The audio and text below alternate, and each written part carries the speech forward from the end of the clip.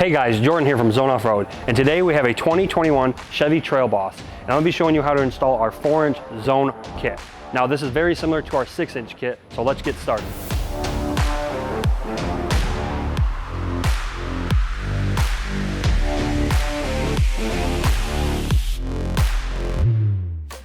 Now once you got the vehicle up in there, go ahead and take your wheels and tires off.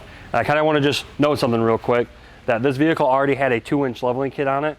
So the disassembly will be the exact same, but you'll just notice that the components might be a little bit different than your factory components, but we will be putting factory components back in these spots. Now your first step is, you're gonna go take a 21mm socket and we're gonna remove this nut on the outer tie rod. Just go ahead and to dislodge the tie rod end from the knuckle. There's one of two ways you can do it. You can either hit the side of the knuckle and pry up on this tie rod end, hit the bottom of this since it's not fully threaded, or just use a traditional pickle fork. But I just like hitting the bottom of this. Now your next step is we're going to remove all the brake line bracket bolts from the knuckle. So just take a 10mm socket. Take this one. In there. And there's actually one more right here. On the factory arm, there's just a little bracket that hooks onto it, and the bolt actually bolts to the arm itself. But since we have this arm in here, we just provide this clip here. So I'm just going to remove that. But on your factory arm, it's just a 10mm socket as well. So you can just do that when you're doing the rest of these. Now we're going to remove our sway bar link and our caliper from our rotor and knuckle. And these are both an 18mm socket. So there's a nut in the control arm here. Then remove the nut, and there's 2 bolts here. And just, if you have a bungee cord, that works good too. But we just have these little hooks we have made. Just go ahead and hang that caliper there out of the way. Now you got your caliper off your rotor, we have this little set screw that holds the rotor on. And this is just a little Torx bolt here. It's a T30. Be very careful because these strip out very easy, especially in this type of weather.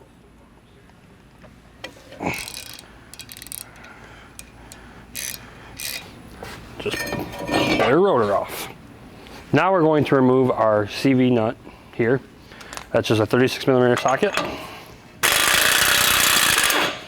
ahead and just remove that nut. Now we're going to remove our upper ball joint nut from our knuckle. Now this is also a little bit of a difference. On your factory nut is an 18. Now since this is an aftermarket arm, it's a 19mm socket, not an 18. Just same thing. Just go ahead and remove that and leave it on a couple threads, but you can still turn it off and on by hand. And then to dislodge this from the knuckle, just take a hammer and you can just see it pop right out of there. And then take a prying apparatus, put it somewhere on the spring or the frame, pull it down, take your nut off, and leave your arm up and get your apparatus out of said spot. Now your rotor's off and everything's kind of drooped out of the way, we're going to go ahead and remove this ABS bolt here. Just another 10mm socket. Go ahead and take that bolt out. And these can sometimes be tight inside the knuckle, but this one just pulled right out. So now we're going to remove our factory skid. There's this metal one here, the plastic one here, and there's just a couple bolts holding them on. So that's just a 13mm socket.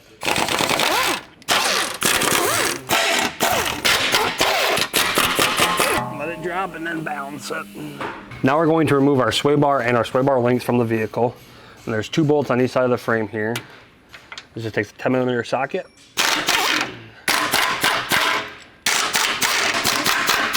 This can be a pain depending on how much you got going on, but just lift them out of the control arms. Then the back.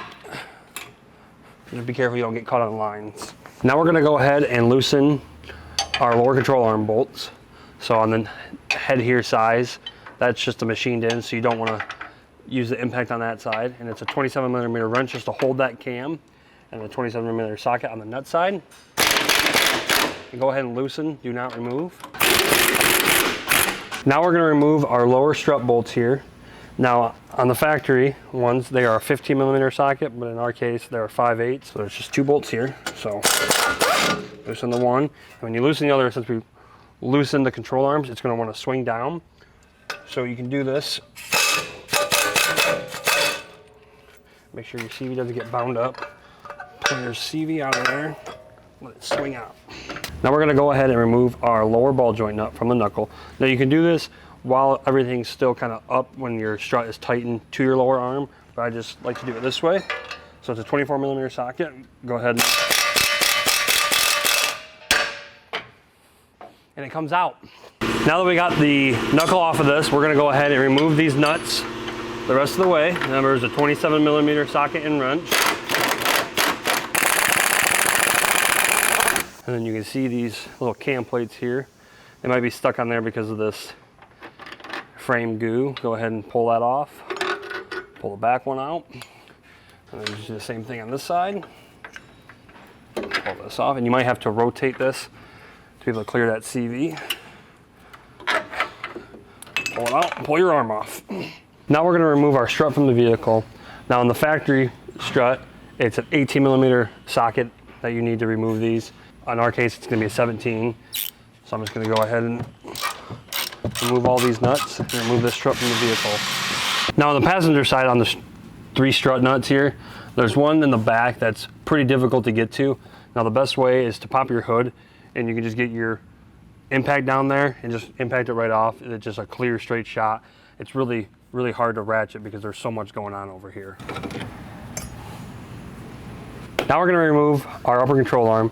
Now with the Zone kit, you do not require an upper control arm. You can use your factory arm, but since we have this arm in here, we're going to go ahead and remove it. And this is a 22mm socket and wrench, and I believe on the factory it'll be a 21 and a 21. Push the bolts out on each side. Remove your control arm. Now we're going to remove our CVs from the differential. Now you don't have to do this. This just makes it a little bit less awkward when you go to take your differential out. So there's a couple ways you can do this. You can try and get a hammer in there and make sure you use like a mallet or just a heavy duty dead blow and pop that off of there. But I think the best way is take a pry bar, pry it off of there. Make sure you don't lose your O-ring or your snap ring. Now we're going to remove our 6 front drive shaft bolts that hold it to the differential. Now just go ahead and take a 10mm socket and be careful. And you have to be kind of in the good position so you can rotate it to where you feel comfortable. And once you got all 6 of those bolts removed, sometimes the drive shaft will just pop right off. Other times you might just have to give a little whack with a hammer and she should come right out of there. Now we're going to go ahead and remove our 4 bolts that hold this cross member in. So it's just an 18mm wrench on the nut side and an 18mm socket on the bolt side. Just remove those nuts, but leave the bolts in for the time being. Now we're going to loosen, do not remove, loosen our diff bolts. So there's one back here on the cross member. So there's just a bolt that runs this way. So go ahead and take a 21mm socket and then a 21mm wrench. There's one back here as well. The nut is up here, and then the bolt head is right yonder. So same thing, 21mm wrench, socket, remove that nut. Let's go ahead and remove that nut off of there. And there's one here on the driver's side. This little Torx bolt here, and it's a T55. Be super careful to not strip that out. Get it in there nice and tight, and just, you can see that diff starting to move. Just go ahead and loosen that a little bit up. Now you're gonna grab Buddy, go ahead and push up on the cross member and remove your bolts here. And then there's still the diff bolt in the bag. Go ahead and pull that one out. Be careful, the diff probably will swing down a little bit. Pull the cross member out of there. Now support your differential and remove the rest, that bolt the rest of the way. remove it. Hold up. You're good. Help Tommy remove his bolt. And then you're gonna not forget to unplug your wiring harness, like I did, and hold this up. There you go. Oh, and then you got your clips. And then clip and breather hose. I got ahead of myself, as you can see. That was fun. First, remove this clip and the breather hose and this. Now that we got our diff out, we're gonna go ahead, and I already took the liberty of marking these. So your first mark here on your driver's side rear control arm pocket is just gonna be 2 9/16. Mark that, and since there's this goo here, you can clean it off, or you can just like scrape it like I did. And then on the other side, do the exact same thing, 2 9/16, and just connect those two cuts. And then you can see this little line here. Go up about 3/4 of an inch, and you'll just, wherever you cut here, just cut this little off. And this is all just to be able to make clearance for our cross members going in. And same thing on here, it's gonna be 3/4 of an inch. And then you're gonna go right till about halfway in between, maybe a little bit closer to this bolt hole here and down. And on the front here, you can see these. Basically where it doubles up the frame right here, you're gonna start there and kind of just follow it along and just take that little bit out right there. And maybe a little bit up here, and it's not that crucial. You just wanna be able to clearance it enough to be able to fit your front cross member there. So do that on each side. And if you don't feel comfortable doing this, make sure they have a trained professional doing it. Also, if you are gonna do it, wear protection, safety glasses, gloves, all that stuff. You can cut this one of two ways. You can either use just a standard cutoff wheel or a Sawzall, which I prefer. And there's actually 3 ways. You can use a plasma cutter if you have that luxury. But we're gonna go ahead and use our Sawzall here.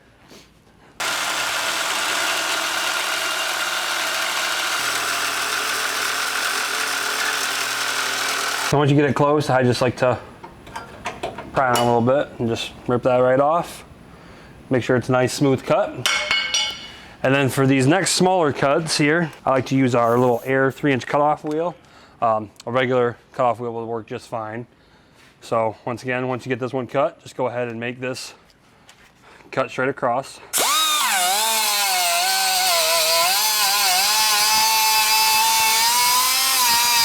Now what I like to do on this passenger side rear one is make this vertical cut first.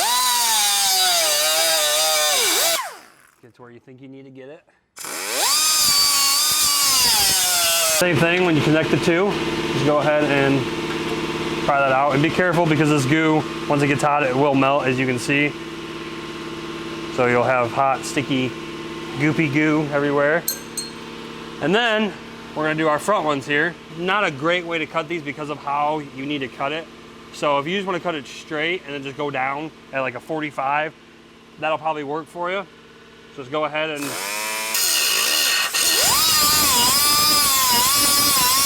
So I made this little horizontal cut here. So then you can see kind of right here, Nate can come in, you can kind of see where that weld of the frame is, where it kind of doubles up. Just kind of try and follow that at that 45.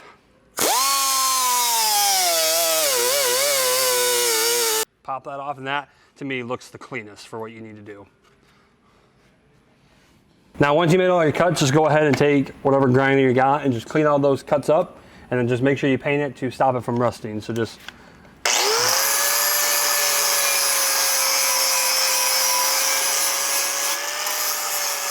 now that we have all of our frame cut up, we're gonna go ahead and start installing our diff brackets. So this one is the driver's side. Doesn't really matter which way you install it, this way or this way. You can take that factory Torx bolt, and up here, Nate's gonna come underneath, you'll see this little pocket and then that nut. Just stick that bracket up in there, put your nut through, and just loosely install it. Now we're gonna install our front cross member. We give you 4 of these 18mm bolts. The front one gets the shorter bolt. Go ahead and throw that up there. Grab your other bolt. Now we're going to install our passenger side diff drop brackets. Now you can see this little goofy one. There's this little hole here. There's this little alignment hole here. So go ahead and put that in there. And then we also provide you with this brace. It's kind of a pain in the butt because of this little actuator thing here. And then on this bolt, this is actually an aftermarket bolt. It's a 14 mil, and you use the factory nut on the back side with it. So different aftermarket bolt, factory nut. Now we're going to take this 1/2 inch bolt we provide, and just put it into that factory hole to hold that brace on. Now you're going to grab your buddy again and install the diff this time. So go ahead and pick it up, put it into the brackets that you just put it in, put on the vehicle.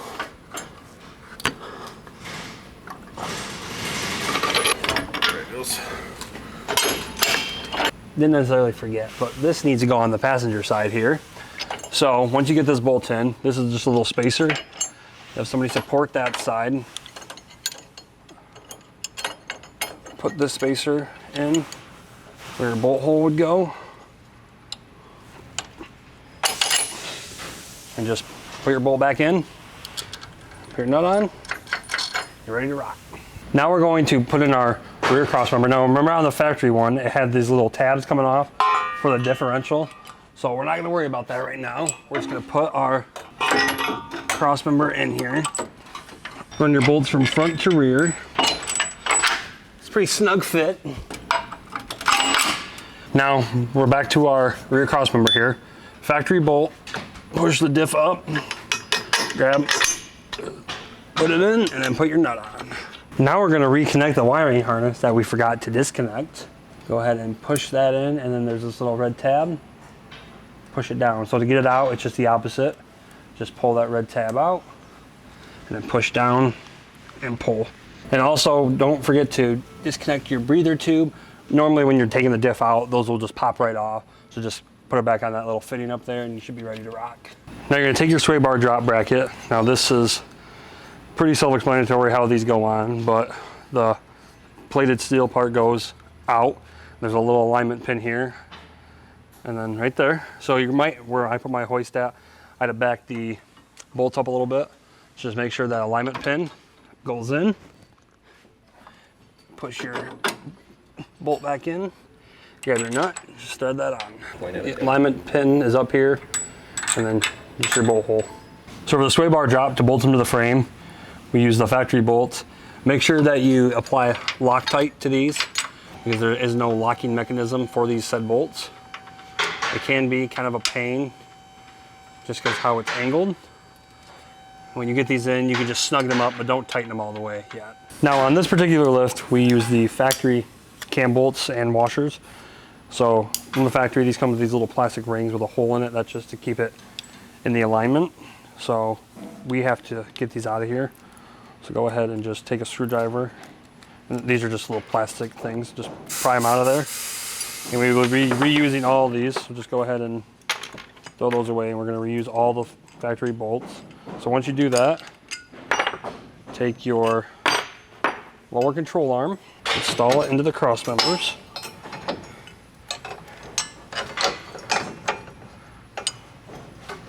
And make sure those little tabs, alignment pins go in to the cam here. So I'll show you on this side.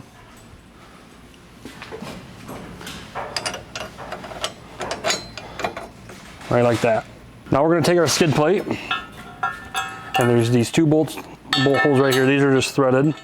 So take your provided bolts, thread those in. You're going to take these longer bolts, and you're going to go through the entire cross member here and bolt it up. Now that we got this skid plate loosely installed, we can go ahead and tighten it up. It's just a 19mm socket. Go ahead and snug.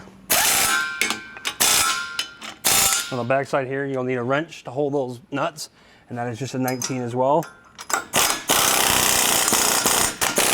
Now we're going to go ahead and tighten this 1/2 inch bolt that's in the brace. It is pretty difficult to get to just because of where the diff is at.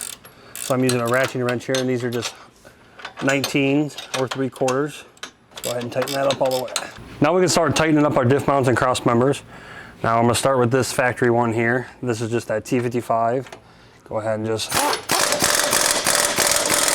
Now we're going to tighten the one just below that factory bolt. This is a 9/16 bolt, so it's got a 22 on the nut side and a 21 on the bolt head side. This one is kind of a pain to tighten in just because of how the diff is. So now we're going to tighten the brace here and the diff mount on the top with that factory nut. So the factory nut is a 21, and with that 14 mil bolt we give you, it's a 22 wrench. Go ahead and get your wrench on that. And then just drop it down to the next one. Should be the same thing, 9/16 bolt. Now we can tighten the one on the back of the cross member here. This is the factory bolt, so it's a 21 socket and 21 wrench. Now we're going to tighten up our front cross member. It's just a 27 millimeter wrench and socket. If you can, it's always good to tighten on the nut side so you can get more torque on it. So go ahead and... Now we can tighten our rear cross member as well. This is also just a 27 millimeter socket and wrench. Go ahead and just... Now you can just go ahead and tighten up your sway bar drop bolts all the way into the frame. Now we're going to reinstall our drive shaft into the differential. We're going to use the factory bolts. Make sure that you Loctite them and that you don't lose those little washers that are on them. Start all of them by hand before you start tightening them down. So get all 6 of these going. Now we can go ahead and tighten these down. And remember, this is just a 10 millimeter socket, and you can still rotate this. So rotate it to where you're not going to strip those bolts out, and just rotate, maybe do a little bit of a star pattern. Now we can go ahead and reinstall our CVs. So when you reinstall these, you just want to make sure that a spline lines up, that it's nice and snug, just like that, slides right in. And then just do the same on the other thing. Other side here, you can see that this little ring here, and then also this O-ring as well. Make sure this O-ring's sitting in here, and the snap ring is sitting in its groove as well. That's kind of what holds these in place. Same thing, just pop it in. Now we're going to go ahead and switch our knuckle over to our new cast one here. So there's 4 bolts that hold the bearing on to the knuckle. That's an 18 millimeter socket. And this might be pretty tight, so you might have to get a mallet. Now just take a mallet and just pop that out of there. Now these do have 2 O-rings. They have one that seals this, the bearing to this, and then also one inside the knuckle here. So just take a screwdriver, something small, and just pop that O-ring out of there and just reinstall it into our knuckle. Now to allow our caliper to fit with our new knuckle, we're gonna have to modify our dust shield here a little bit. So I marked it out here. We basically just have to take this line and follow it up and cut it there, and then as well here, just kind of do the same thing.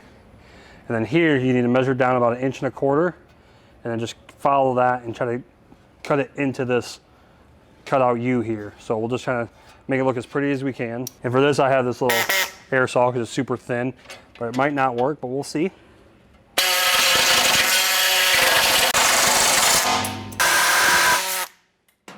Now we can go ahead and install our O-ring on top of our modified dust shield. And then take your new knuckle, line those bolt holes up as good as you can. Make sure you Loctite these hub bolts here. Once you get them started, once you start tightening them up, they should kind of suck that knuckle down. So it's just an 18 millimeter socket. All these bolts. Now we're going to install our knuckle into our lower ball joint. Just pull up and get your nut started. And let that hang. Now we're going to tighten our lower ball joint nut. It's a 24 millimeter socket. Now this is our factory strut. You remember we took these struts out. These are our factory struts. So here we just provide a strut spacer. This only goes on one way. So once you get your strut spacer on, you're going to go ahead and, if you have your factory nuts here, use your factory nuts from the strut. But here we're going to use just our 10-1-5 nuts.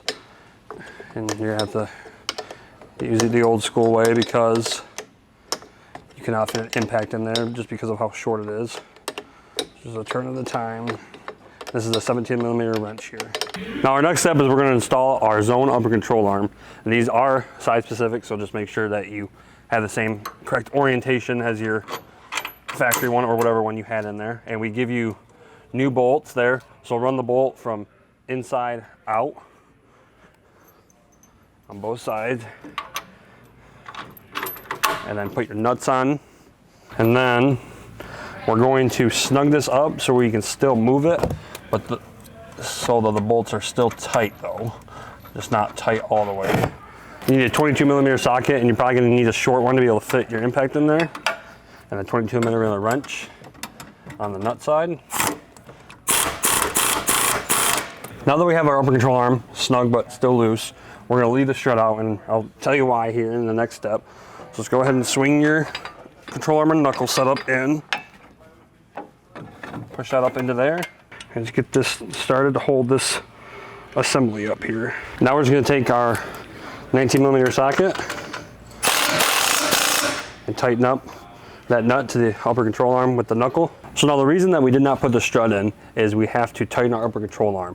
So if we do not tighten it while it's at ride height, we will have binding issues, and we don't want that, and it'll affect your ride height. So what you have to do here is put a jack or a jack stand underneath your lower control arm and press up on your whole assembly and make that measurement 28.5, and that's what ride height should be at. So that's where we're going to tighten our upper control arm at. And this is a very unique torque procedure, but it does take two people because of how tight the torque is. But this is a very, very crucial torque. So you want to make sure that you do this the correct way. Now that we have this all set up to torque it, we're going to torque it to 126 foot-pounds. Now you can get a torque wrench wherever, so we're going to go ahead and put a 22mm socket on the head side and then 22mm wrench, and you're just going to ratchet it, and it will get pretty tight, so you just have to kind of go with it. Now once we got our upper control arm torque, we're going to remove this nut and the ball joint from the knuckle here. So it's just a 20 or 19mm socket. Then grab your hammer and pop that ball joint out. And then we're gonna go down with our jack. Remove this from the assembly. Make sure your CV is not bound up, and push your CV out of there. So once you have your upper arm torqued, you're gonna go ahead and remove your jack or your jack stand and move that control arm, lower control arm and knuckle assembly out of the way to be able to install our strut with our strut spacer. So just put it back in the vehicle. We've provided you with new nuts here. So just go ahead and get all those started on there. So after you put your strut in, just make sure that you just finger tighten those top three nuts so we can still move freely but be held in there. And we provide you with this CV spacer. Now you can see the spacer is machined to the machine of the CV. So you're going to go ahead and throw that on there and make sure it doesn't fall off. And then take your factory bolt for your strut. Make sure you got Loctite on it. Swing this whole assembly up. Pull up.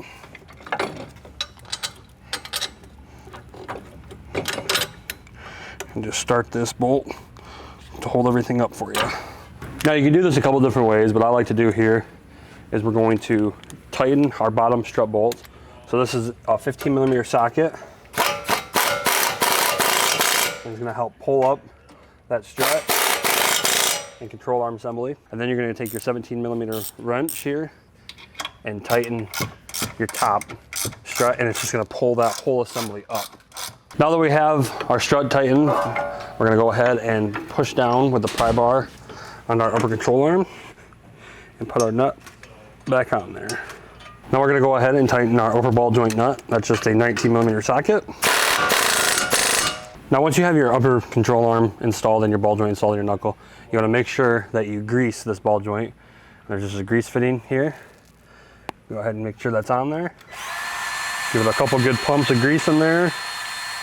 So now once you have your upper ball joint grease, we provide you with these caps, and you can see that they have a couple little cutouts in them here.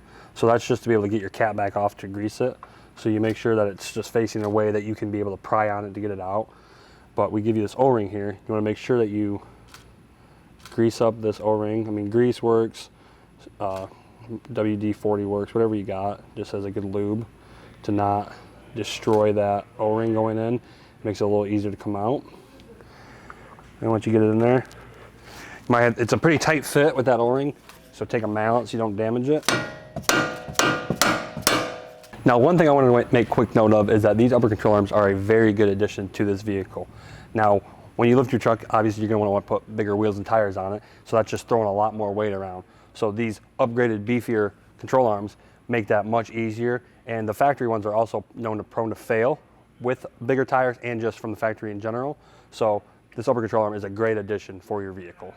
Now we're going to reinstall our rotor. Remember, they came with these little set screw Torx bolts. So you just want to line up the rotor. It only goes on one way with this bolt here if you plan on reusing this. If you don't, the rotor can go on however it fits. T30. And just snug that up.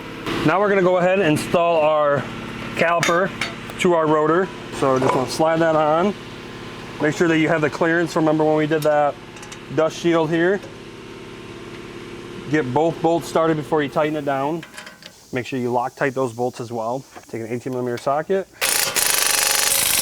Now if you have a 2020 and newer Chevy Trail Boss, you're going to have to cut this factory brake line bracket off. If you have a 19, you'd be able to reuse it, but in this case we have to cut it off. So best tool is just a cut off wheel, and you just want to basically go super slow back and forth. And if you don't feel comfortable and you feel like you're going to cut the line, what I like to do is go about halfway, and then it is open on the one side, so you can just pry that open, be able to get the line out of there. So just be very careful.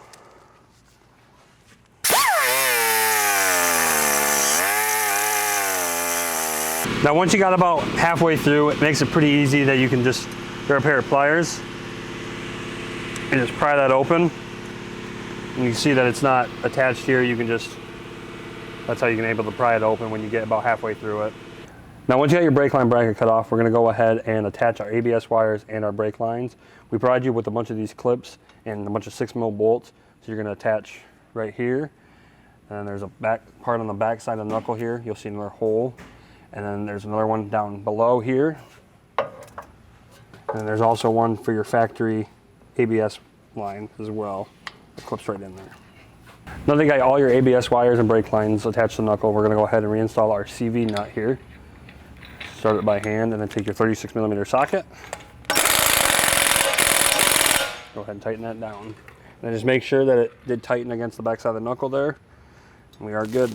Now we're going to remove our tie rod from the inner tie rod here. So there's just this jam nut back here. Take a 24mm wrench, loosen that nut, pull the nut out of the knuckle, or the tie rod out of the knuckle, and just thread this off. Now we're going to go ahead and take our tie rod on here that we provide for you, thread it on here, and once you get this to about where between here, the end of the jam nut here, and here, there should be about 5/8 of thread showing left, and that would just help for ease of alignment there. Now once you have about 5/8 thread showing left, we're going to go ahead and install our tie rod into the knuckle, put the nut on, and take a 22mm socket, tighten that up, and then once you got it tightened up, take your provided grease fitting, put it on there a couple turns, take a 8mm socket, tighten that up, and just like the upper ball joint, we're going to go ahead and grease it.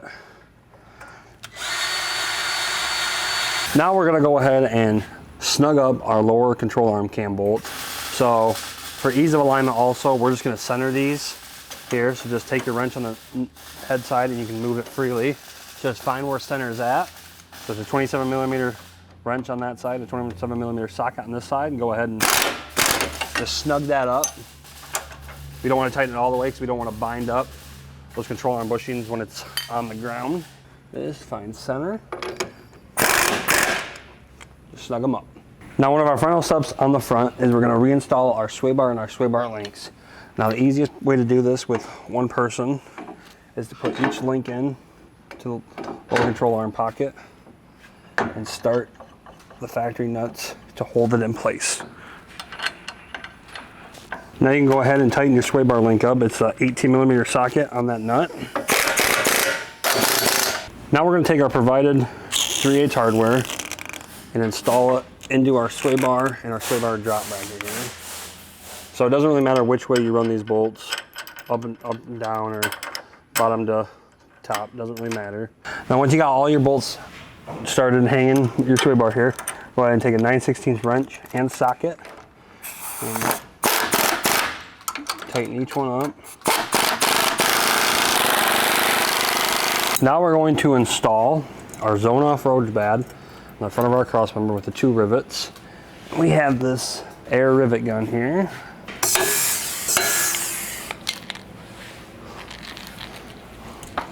Now once you're done with your front of the vehicle, we're going to go ahead and move to the rear. And to start off the rear, to gain some more slack for these lines, we need to remove this bracket that's bolted to the top of the axle. So there's 3 bolts, there's 2 on the back side here. There's a 13mm socket. Go ahead and remove those. And back here, this is a 10mm socket to remove said bolt. Now once you got that bracket loosened up, we're going to go ahead and remove our lower shock bolts with the 21mm socket and wrench. And swing that out of the way. And then your U-bolt nuts are the same size. So take your 21mm socket and remove these nuts here.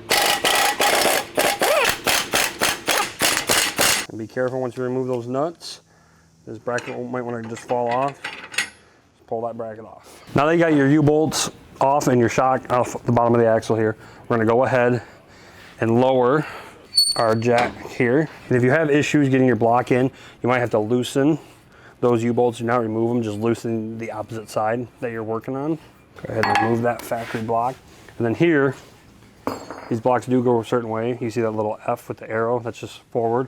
So just make sure that that's facing the correct direction. Put that in there. Go up with your jack here. All right. And then you're gonna take your new provided U-bolts, just slide it over that. And then you see right here, this little bracket on the axle, just make sure that that goes in between the two. And on the rear, same deal. There's a little bracket and brake lines. Make sure it goes on between that. And just start each nut. Now we're just going to snug up our U-bolts. Do not tighten them all the way. So when you do this, you want to make sure that the same amount of threads is showing on each one when you get them snugged up. And we'll tighten those later. Now we're going to remove our shock from the vehicle completely. And this side kind of is a pain, but it's a 21mm socket on your bolt, and there's a factory nut tab, so you don't need to worry about getting a wrench on that. And pull the shock. Now we're just going to take our new black body Zone shock. We're going to reinstall it with the factory bolts. So with the shocks, you can have the regular Zone that we supply, or you can upgrade to the Fox Adventure Series as well. Now we're going to go ahead and install our bump stop extension. So on the bottom of this bump stop, there's a little hole there that has a bolt in it. It's a 10mm socket to remove that bolt. So we're actually going to reuse the bump stop here. Take that bolt, take it out of there, and then take this newly provided bolt that we give you. Make sure you Loctite it. Put it through the bump stop. Take your extension, put it through, and then take your 5/16 Allen socket here, put it through there, and then thread this up. Now once you got your blocks and shocks in, we're going to go ahead and remove these 2 bolts that hold this brake line bracket on. You're going to see how that pulls down there. So we have this little bracket here with 2 holes in it. Go ahead and put that bolt in the top hole here. It'll be a little snug because of that paint on there. And then just take it, put it back in your factory position, and then take your bracket and pull it over onto that stud there. And we provide you with a nut. Then you can just tighten that up. So now these 3 bolts that we removed earlier on the axle tube here, we're going to take our provided spacers and our provided bolts here and thread them into the axle. This is just going to help space out that those lines so they don't get super, super tight in there. And when you go to tighten them, it's a 13mm socket.